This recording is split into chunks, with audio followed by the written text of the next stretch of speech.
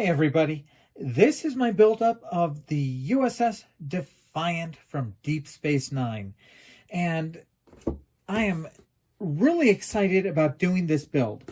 This is 1/1000 scale, like a lot of the ships I've been doing recently, but what I'm really happy about is I am back to doing something that's going to feel like a modern kit.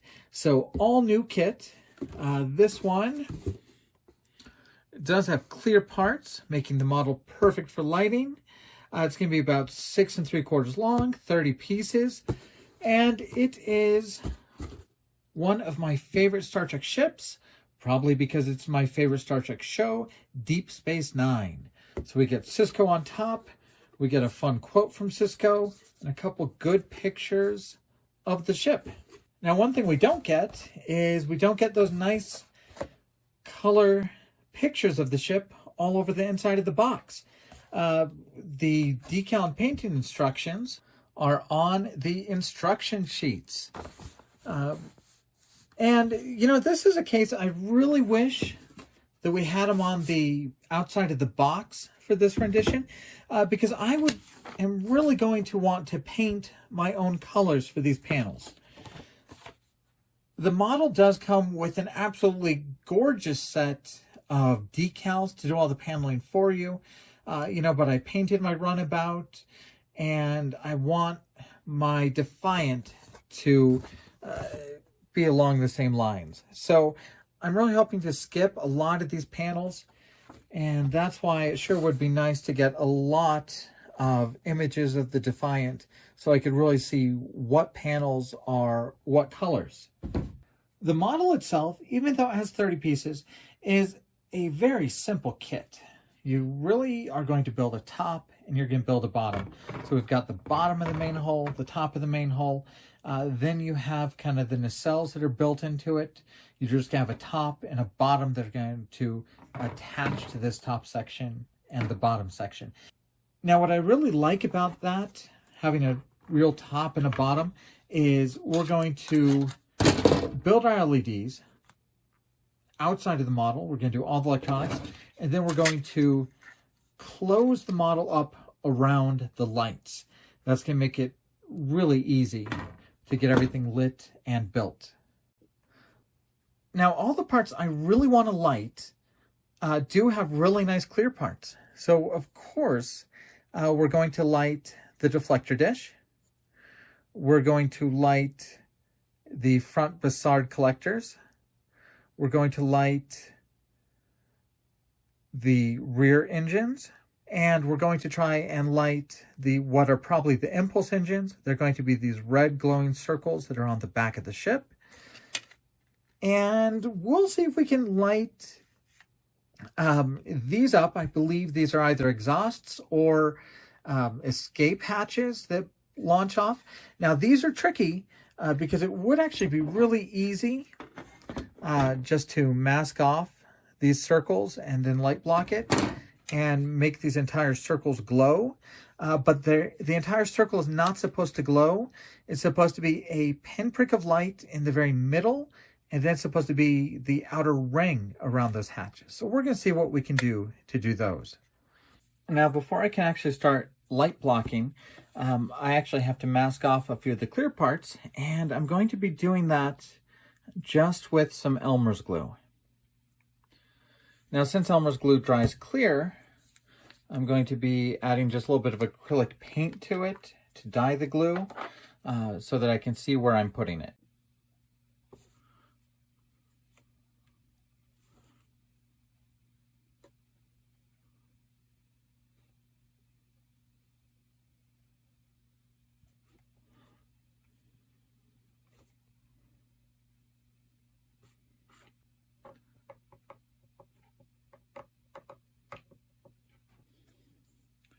Extra bits or splashes can be cleaned off just with a wet Q-tip before it dries. Also, before I light block, I want to open up this part. The clear Bassard collector sits on top of this, so we need to open up some holes so that the light can shine through to actually light that.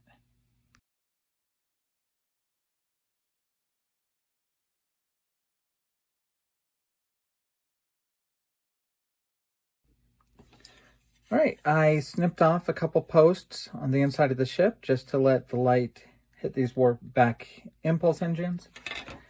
And on what are the pylons, I snipped a few more posts to let the light through. I also just cut some sprue into 8 sections and glued them together and onto it. This is going to be something to hold the LEDs up off the bottom of the ship. So we're going to epoxy the LEDs right against these to have them point the right way towards the engines. All right, playing out the lights, we're going to be using some 3mm LEDs. We're going to have one up point towards the deflector. We're going to be using 2 for each warp nacelle.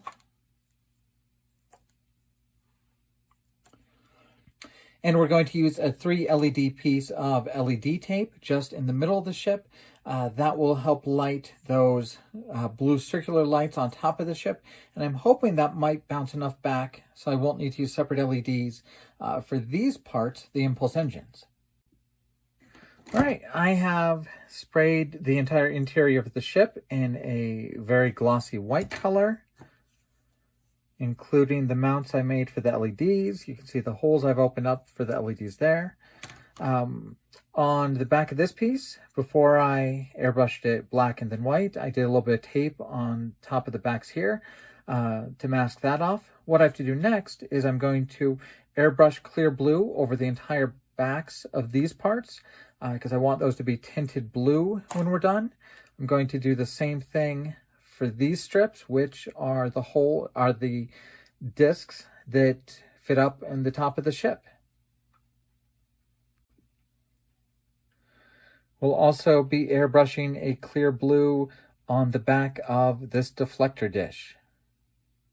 And there you can see the black is the black paint I did to do light blocking, and the blue that you can see from the back, that is the blue Elmer's glue that is masking this. You can see that looks like pretty good masking from the back.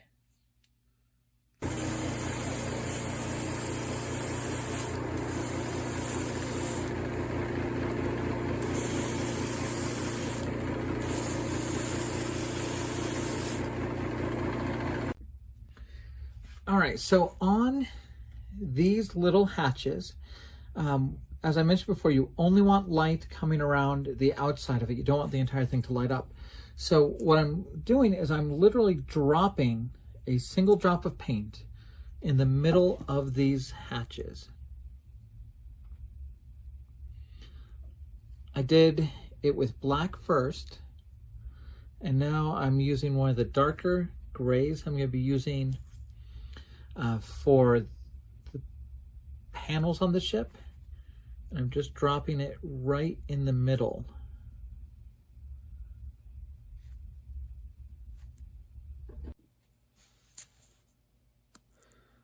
All right, most of these look all right.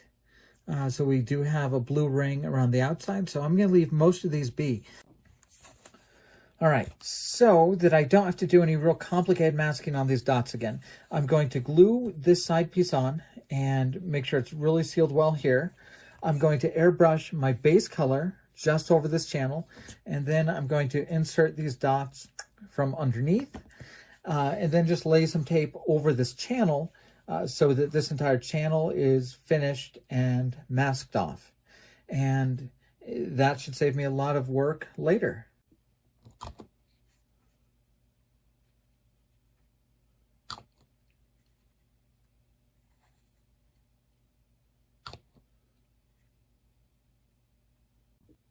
All right, I've also cleaned off the paint off these two gluing surfaces, and I'm going to be gluing the top of the nose piece in place at the same time.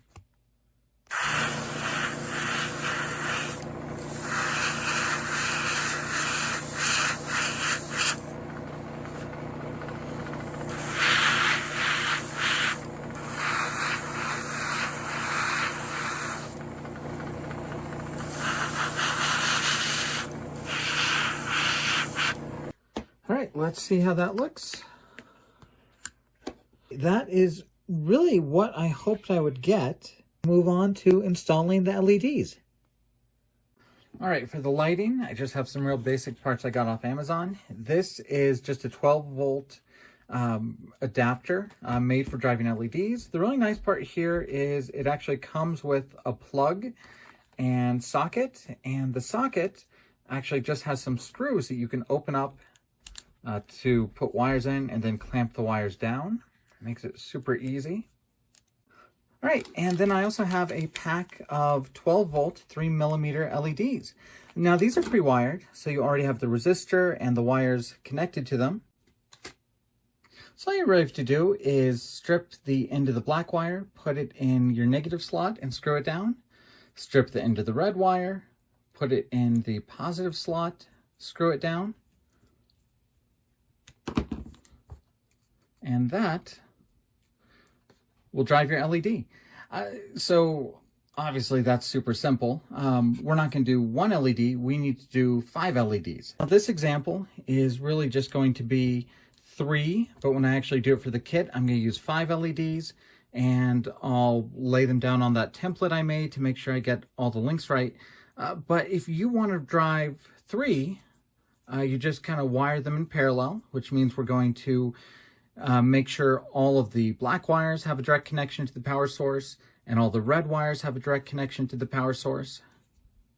So we're literally just stripping the ends. We're getting the wires twisted together.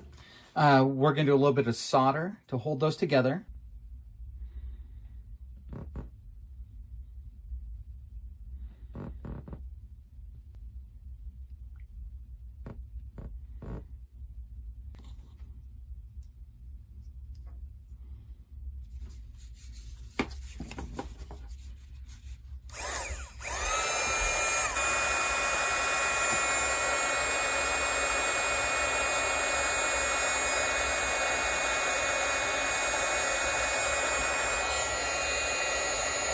All right, so this is an example of what's going to be in the kit. It's really very simple. It's just some pre-wired LEDs with all the ends soldered together, soldered onto a wire that's going to go run through the rod to my stand, and then will just be screwed in to the socket for my LED power source.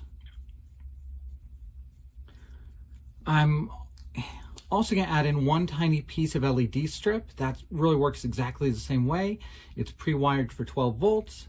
I soldered a few wires onto it, and I just put those into my bundles. But that's really all it takes. You know, this is probably a $10 pack of LEDs.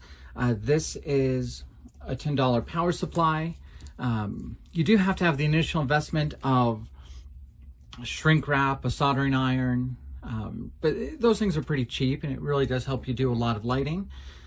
So I'm going to step aside and build the real one for the kit, kind of measuring that out against that template so I get everything the right sizes, and then we'll keep on building. All right, I've just used some 5-minute epoxy to glue the LEDs in, and I had to make a few holes, mostly in this bottom piece, some holes here for the wires to come out, and a hole here in this for the stand and the wire to come through. But next we'll just start building the bottom onto the ship.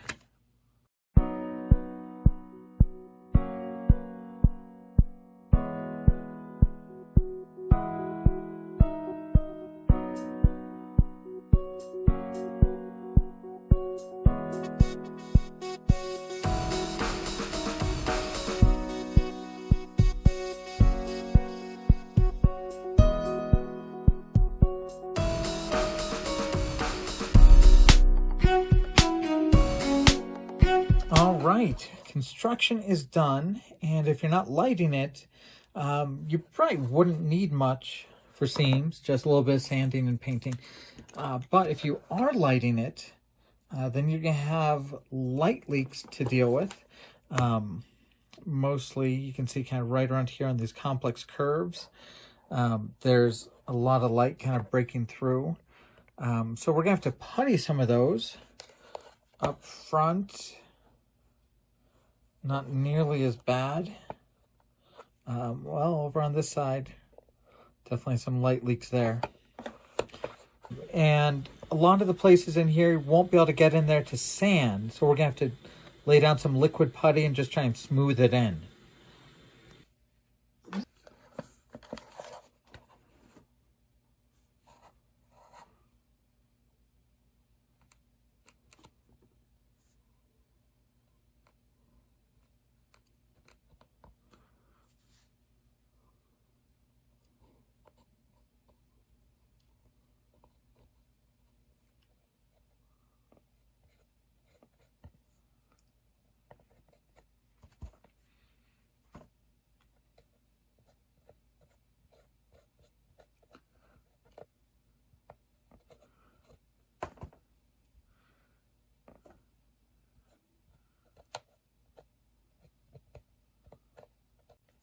All right, I've applied the liquid putty and I'm just using a wet makeup sponge just to kind of push it in to the cracks and wipe it off the other surfaces. So we'll let this dry, see how the putty sets up, and see what else we need to do to keep working on those seams.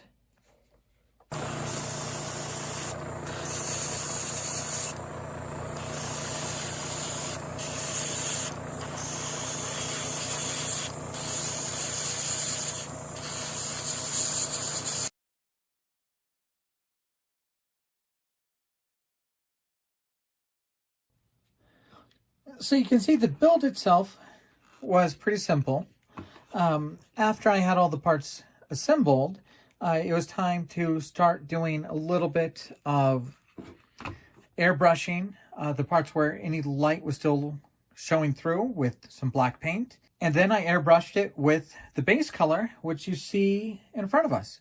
After that, it was time to unmask the ship, starting off with our Defiant collectors up here up front.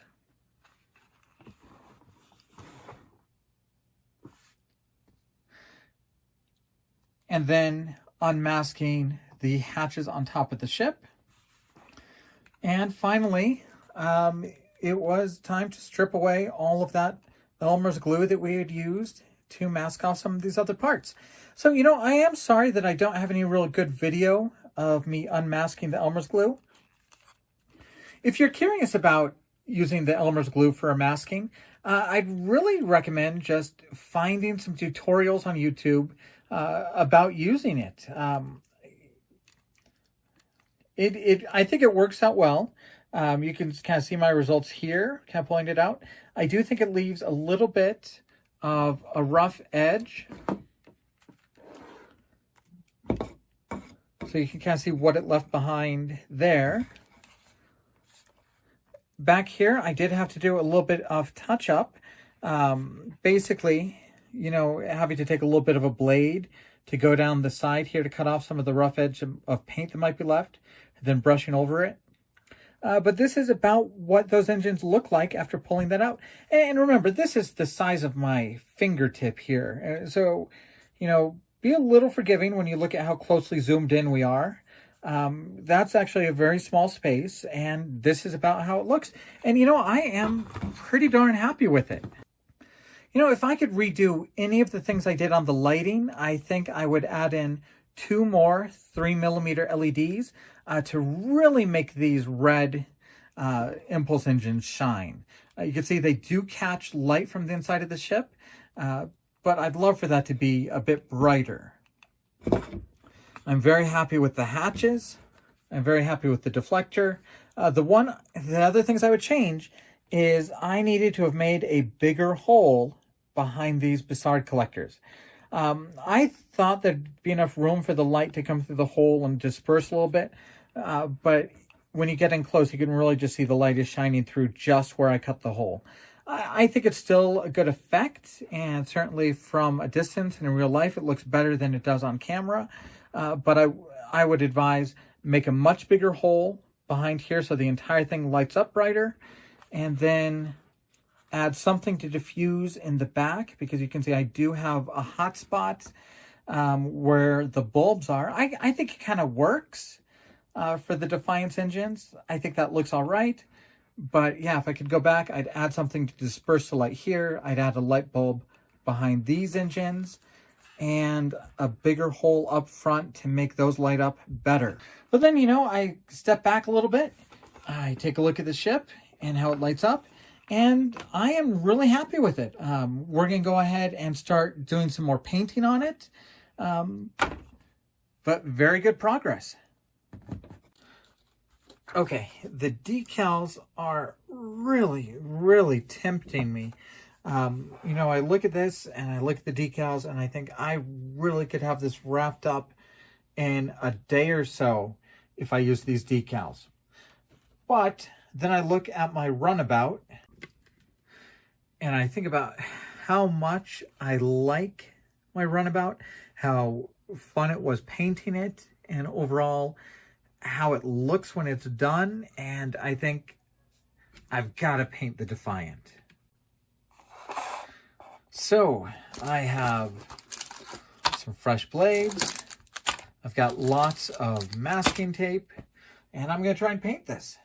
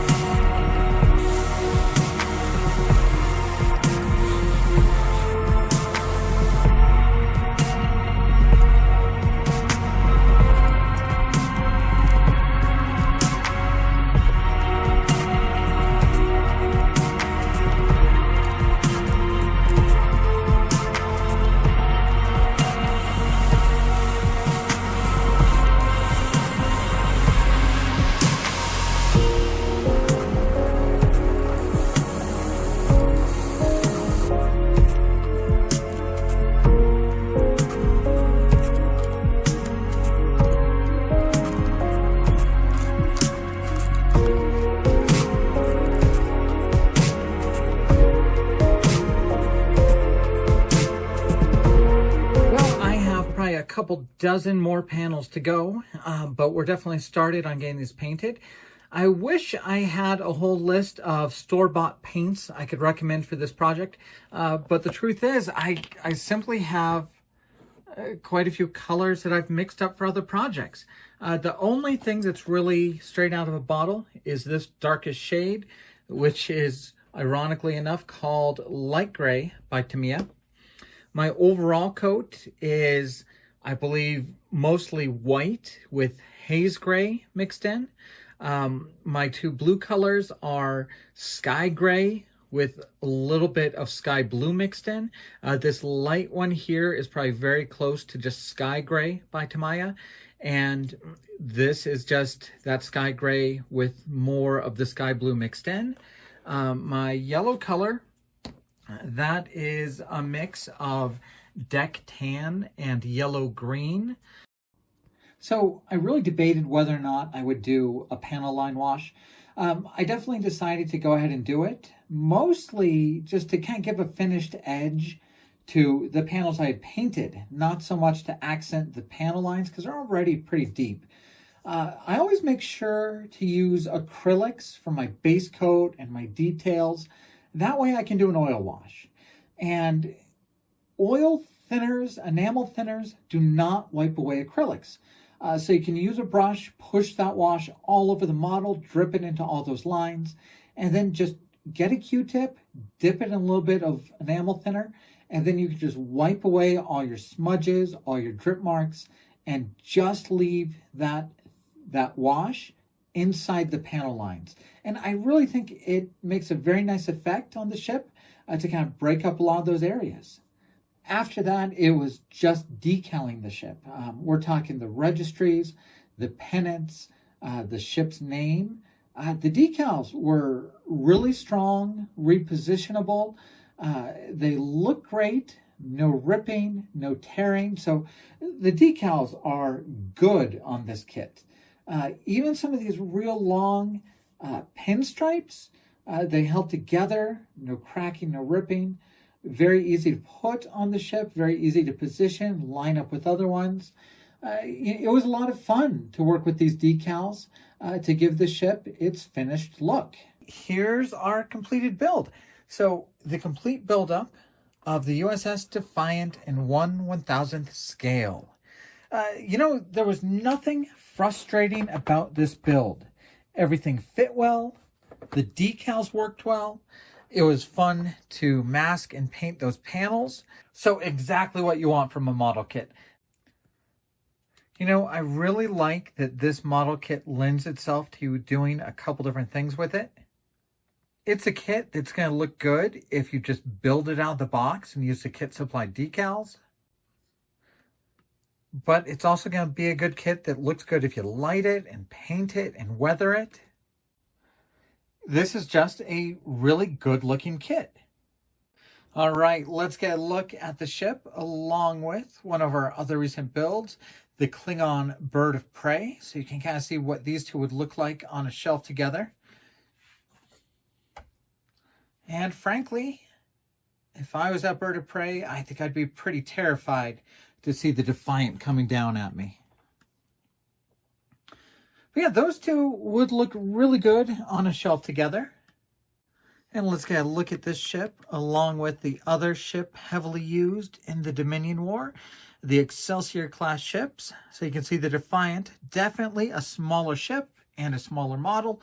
These two are in scale with each other. Here's two other ships you might put on the shelf together. These are once again in scale. This would be mostly from the episode Trials and Tribulations, where the Defiant goes back in time and encounters the original USS Enterprise. So those two fit pretty well. And I honestly didn't really think the Defiant was quite this big. I think as far as mass goes, the Defiant, if you take away the nacelles, has about as much mass as one of those original Constitution ships. And I wasn't expecting that. I always thought it was closer to the size of the Enterprise saucer. But yeah, that's a couple hero ships that will look good together on a shelf. And here are two ships that are absolutely not in scale, but you might have them on a shelf together anyways, since they're both the models from Deep Space Nine. And of course, my runabout build was one of the driving factors in me painting the Defiant so that I could get a lot of continuity between these two ships as they sat on the shelf. And I really think, kind of using a lot of the same colors and same techniques, these two will look good together.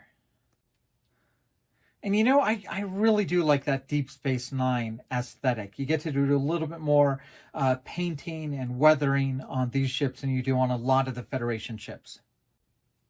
But there's a lot of continuity between these ships, kind of the same colors used on the front profiles. You get a lot of the same kind of red parts facing forward, a lot of the same paneling and colors used. Even things like the pennant running across the top of the ship, having to be broken into sections as it goes over different features of the ship, is a feature on the Defiant as well. Kind of the same thing running across the top of the ship and kind of be broken up and going up and down. And that's not something you see on many other Federation ships. So for now, the Defiant will probably be on the same shelf as my Runabout. You're kind of doing a Deep Space Nine theme on that shelf. However, in the future, I hope to put this next to 1/1000th Voyager, which should be coming out soon by round 2. Overall, a very, very fun build. In fact, I think that this is now going to be my recommendation to everybody who asks, what's the first model you should try lighting up? Or if you've never lit a model, what should you try to start with? This one is a great one for that. Sure, you have to cut open a few parts, and you have a little bit tricking of a masking job in some parts, but it's an easy, fun build. And I know this kit's been out there for a few years, so most of you guys have already seen this build. But what I really want to show on a lot of my videos is that you can do these kits with a lot of easy techniques. You can make it very easy on yourself, do a lot of simple lighting, and make a great looking model. So thanks for following the channel. Thanks for watching this build. We're going to be doing something a little bit different in the next couple weeks, as I'm going to review a couple aftermarket parts as I gear up to do the 1/1000th Discovery style Enterprise again, this time with a lot of add-ons and not just doing it as a stock build. So stay tuned to the channel for those videos, and we'll be back soon.